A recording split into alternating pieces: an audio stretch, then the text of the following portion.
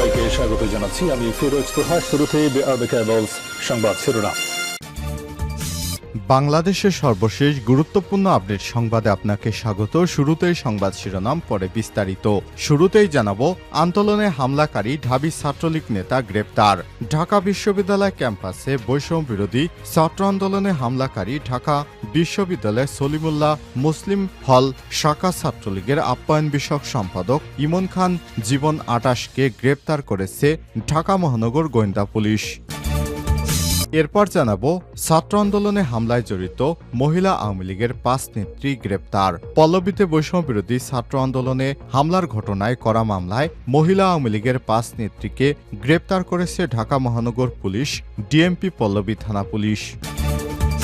এবারে জানাবো, চিন্ময়, ইসকন এবং সংখ্যালঘুদের নিয়ে নতুন করে যা বলল ভারত। বিতর্কিত হিন্দু পণ্ডিত চিন্ময় কৃষ্ণ দাসকে গ্রেপ্তার নিয়ে ভারতের অবস্থান জানিয়ে দেশটির পররাষ্ট্র মন্ত্রণালয়ের মুখপাত্র রণধীর জয়সাল শুক্রবার নিয়মিত ব্রিফিংয়ে উপস্থিত সাংবাদিকদের বেশিরভাগই তাকে বাংলাদেশকে নিয়ে প্রশ্ন করেন। এ সময় বাংলাদেশ নিয়ে তিনি নতুন বার্তা দিয়েছেন। কি সেই বার্তাটি? এ ব্যাপারে গুরুত্বপূর্ণ সংবাদ জানাবো, সঙ্গেই থাকুন।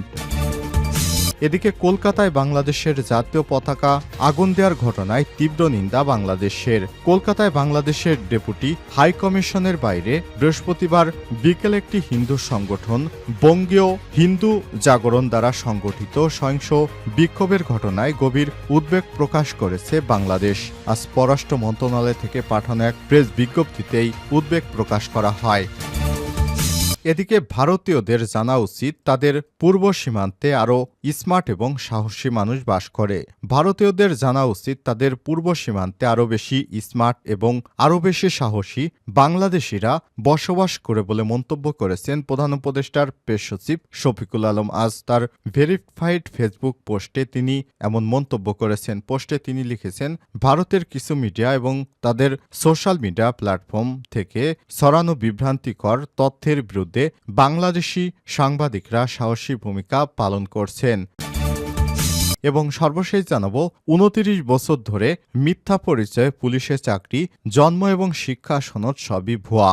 মুক্তিযোদ্ধা এবং পুলিশ সদস্যের সন্তান না হয়ে সেই পরিচয়ে পুলিশে চাকরি করছেন এই ব্যক্তি। এজন্য বানিয়েছেন ভুয়া জন্ম এবং নাগরিক সনদ। এমনকি মাধ্যমিক স্কুল সার্টিফিকেট, পরীক্ষার নম্বরপত্র এবং বিদ্যালয়ের প্রশংসাপত্রটিও জাল। মোহাম্মদ সাইফুল ইসলাম ২৯ বছর ধরে বাংলাদেশ পুলিশে চাকরি করছেন। বর্তমানে এএসআই পদে যুক্ত আছেন ডিএমপির পাবলিক অর্ডার ম্যানেজমেন্ট শাখায়। তার বিরুদ্ধে অভিযোগ, অন্যের পিতৃ পরিচয় ব্যবহার করে চাকরি নিয়েছেন পুলিশ বাহিনীতে।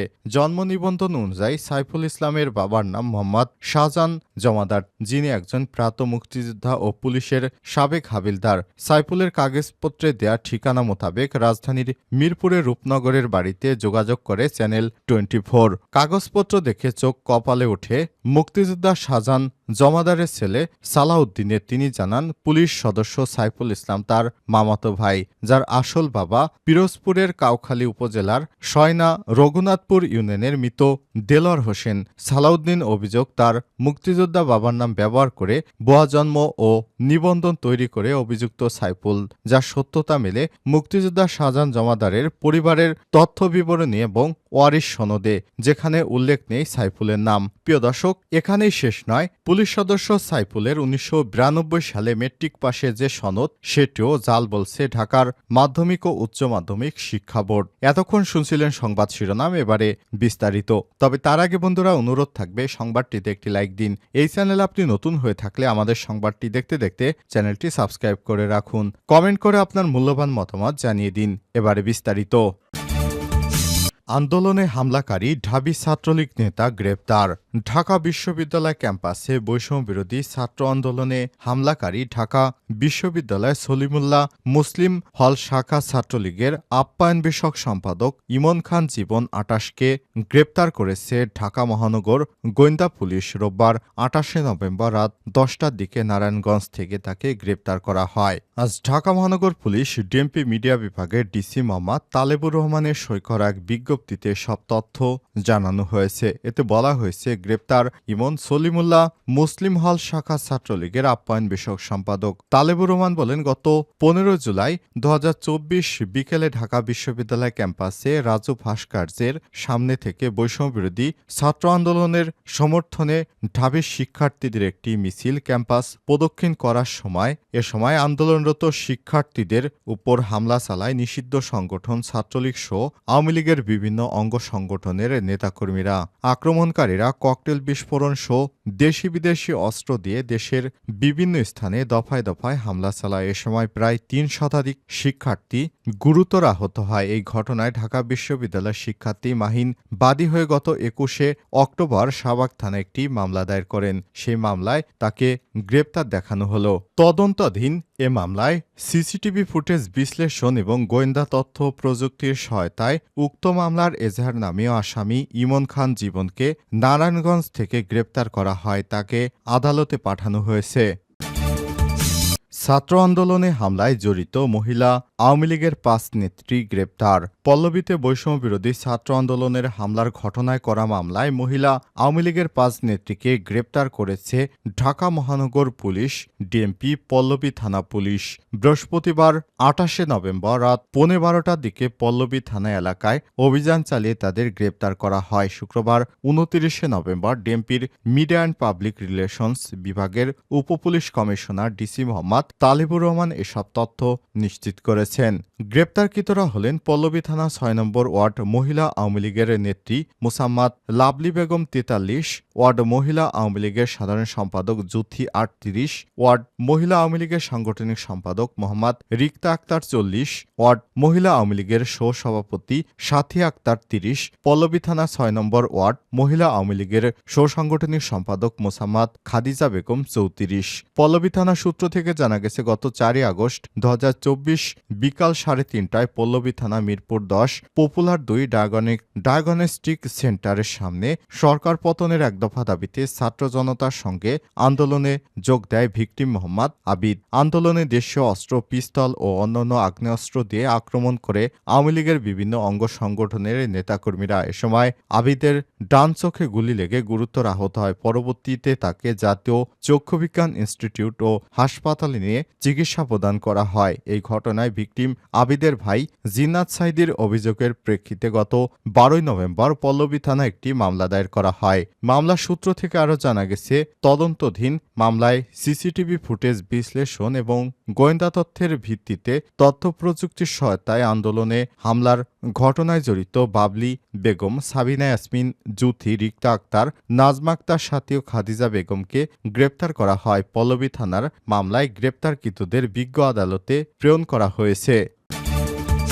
চিন্ময় ও ইসকন এবং সংখ্যালঘুদের নিয়ে নতুন করে যা বলল ভারত। বিতর্কিত হিন্দু পণ্ডিত চিন্ময় কৃষ্ণ দাসকে গ্রেপ্তার নিয়ে ভারতের অবস্থান জানিয়েছে দেশটির পররাষ্ট্র মন্ত্রণালয়ের মুখপাত্র রণধীর জয়সাল। আজ 29 নভেম্বর নিয়মিত ব্রিফিংয়ে উপস্থিত সাংবাদিকদের বেশিরভাগকেই তাকে বাংলাদেশ নিয়ে প্রশ্ন করতে দেখা গেছে।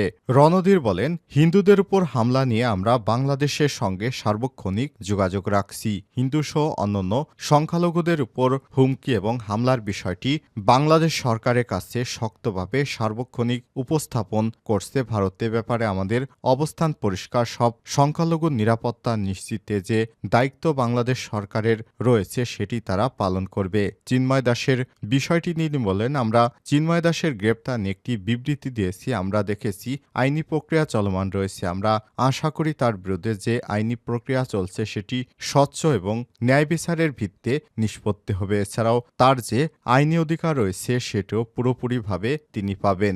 অপর এক প্রশ্নের জবাবে ভারতের পররাষ্ট্র মন্ত্রণালয়ের মুখপাত্র বলেন, ইসকন বৈশ্বিকভাবে প্রখ্যাত সংগঠন হিসেবে স্বীকৃত। তাদের সামাজিক ক্ষেত্রে অবদান রাখার ভালো রেকর্ড রয়েছে। এ সময় বাংলাদেশ সরকারকে হিন্দুসহ সব সংখ্যালঘুদের নিরাপত্তা নিশ্চিত করতে আহ্বান জানান এই মুখপাত্র।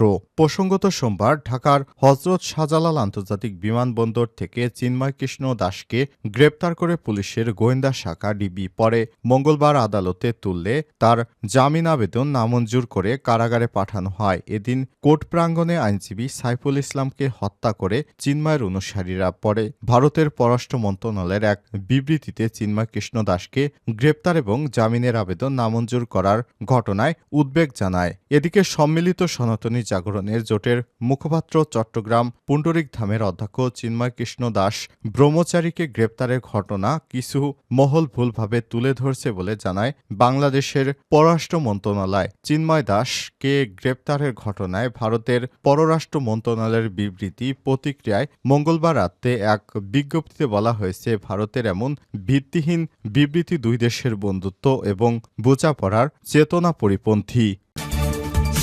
কলকাতায় বাংলাদেশের জাতীয় পতাকায় আগুনের ঘটনার কারণে তীব্র নিন্দা বাংলাদেশের। কলকাতায় বাংলাদেশি ডেপুটি হাইকমিশনের বাইরে বৃহস্পতিবার বিকেলে একটি হিন্দু সংগঠন বঙ্গীয় হিন্দু জাগরণ দ্বারা সংগঠিত সহিংস বিক্ষোভের ঘটনায় গভীর উদ্বেগ প্রকাশ করেছে বাংলাদেশ। আজ পররাষ্ট্র মন্ত্রণালয় থেকে পাঠানো এক প্রেস বিজ্ঞপ্তিতে সব বিষয়ে উদ্বেগ প্রকাশ করা হয়। বিজ্ঞপ্তিতে বলা হয়েছে, বিক্ষোভকারীরা পুলিশের ব্যারিকেড ভেঙে বাংলাদেশ ডেপুটি হাইকমিশনের সীমানায় চলে যায়। এ সময় তারা বাংলাদেশের জাতীয় পতাকায় আগুন এবং মাননীয় প্রধান উপদেষ্টার কুশপুত্তলিকা পোড়ানোর মতো জঘন্য কাজ করে। এতে আরও বলা হয়, পরিস্থিতি বর্তমানে নিয়ন্ত্রণে আছে বলে মনে হলেও ডেপুটি হাইকমিশনের সব সদস্যরা নিরাপত্তাহীনতায় ভুগছেন। ভবিষ্যতে এ ধরনের ঘটনা যাতে না ঘটে সেজন্য প্রয়োজনীয় ব্যবস্থা গ্রহণের জন্য বাংলাদেশ সরকার ভারত সরকারের প্রতি আহ্বান জানাচ্ছে। বাংলাদেশ সরকারের যে কোনো ধরনের সহিংস কর্মকাণ্ডের তীব্র নিন্দা জানায় এবং কলকাতায় বাংলাদেশ ডেপুটি হাইকমিশন সহ ভারতে অবস্থিত বাংলাদেশের অন্যান্য কূটনৈতিক মিশনের পাশাপাশি সব মিশনে কর্মরত কূটনৈতিক ও অকূটনৈতিক সদস্যদের নিরাপত্তা নিশ্চিতের জন্য ভারত সরকারের প্রতি দৃঢ় আহ্বান জানায়।